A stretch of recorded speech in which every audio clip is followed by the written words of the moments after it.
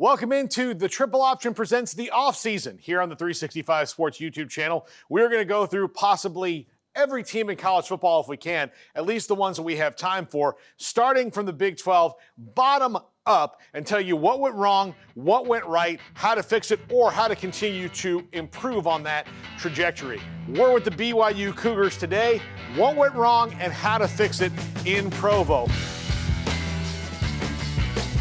First off, no defense, ranked 10th in the Big 12 in total defense. And if you say, well, 10th, that's not last. Well, the teams behind them were all worse, and that's not saying much because they could not stop anyone doing anything, running, passing, especially in big moments. BYU had a tough time cramping down on defense and keeping people out of the end zone. This was not a team that could stop anybody really ever. And that's not the signature Kalani Sitake style. Kalani Sitake likes big, tough players on both sides of the ball that knock you around. That's not what BYU was this year. Maybe some of it is the transfer into the new conference.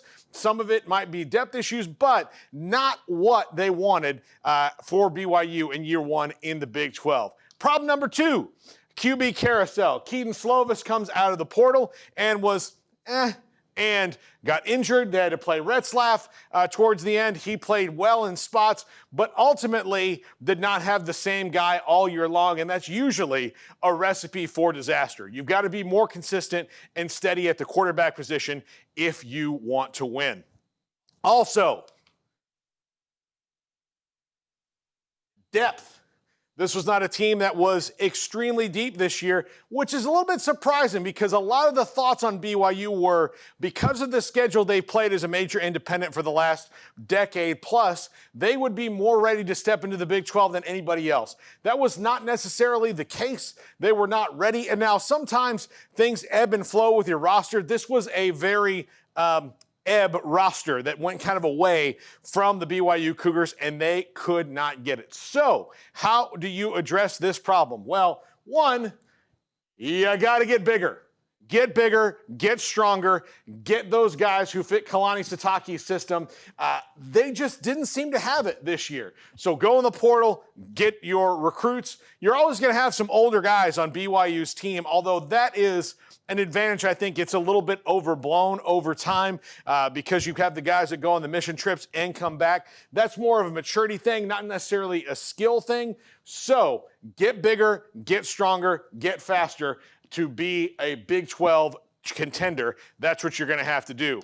Also, find a more consistent QB like Curtis Rourke of Ohio in the transfer portal. He's someone they have interest in. He only has 1 year, but it will allow you to maybe recruit a younger guy, bring him along how you want to. And look, BYU's used to this, having guys there for a year or two and going. This is essentially what they do, but they absolutely have to get better at the quarterback position and more consistent at the quarterback position and have somebody who can play mostly, hopefully, the 12 games, but not in and out of the lineup. And lastly, keep guys out of the portal. They lost a lot of guys in the portal a year ago. You're going to have to keep those guys. BYU has unbelievable resources. So NIL shouldn't be a problem. Transfer portal in might be a little difficult because you are kind of recruiting into a different base because it is a religious school and maybe some people may not want that. It's the same way at every religious school. So maybe that's a bit of a problem. But if you keep the guys who want to be BYU Cougars in your program, then you are going to be successful over the long term. So keeping those guys to the portal, look, they lost 2 offensive linemen to a conference rival last year in the Barrington brothers. You can't do that. Even if they're not going to start, you definitely don't want them 2 at a time going to somebody you're going to play down the line. You don't want that, but BYU has Kalani Sitake, one of the best coaches in America, in my opinion. He's been consistent over time. He will get it figured out, and they will figure out who they are in the Big 12. This has been the Offseason on BYU. Please like and subscribe to the channel. We've got much more of this coming up. This is 365 Sports.